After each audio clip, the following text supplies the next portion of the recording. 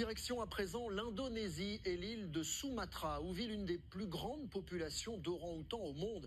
Un grand singe que les scientifiques ont l'habitude de comparer à l'homme tant nos comportements sont parfois similaires. En voici la dernière illustration. Un mâle de 30 ans aurait réussi à se soigner lui-même en s'appliquant un pansement à base de plantes et de pommades, un comportement jamais observé auparavant. Alice Dubernet.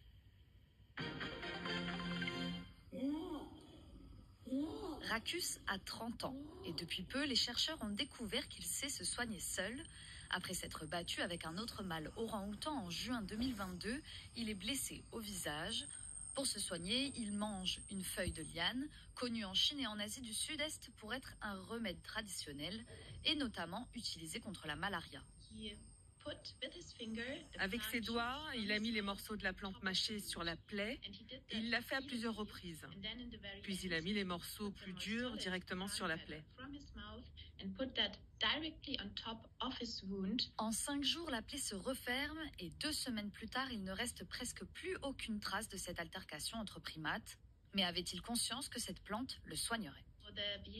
Son comportement semblait naturel. Le processus complet a vraiment pris du temps. C'est pourquoi l'on pense que c'était intentionnel. Si Racus est bien le premier orang-outan à s'être soigné seul, ce n'est pas un comportement inconnu chez les autres singes. Dans les années 60, la célèbre primatologue Jane Goodall observe pour la première fois ce comportement sur des chimpanzés. Il y a eu des cas où l'on a vu des chimpanzés qui se soignaient avec des insectes. Ils les mettaient dans les plaies. Mais on ne savait pas si ces insectes aidaient à guérir. Cette fois, c'est la première fois qu'un animal sauvage utilise une plante médicinale pour soigner une plaie.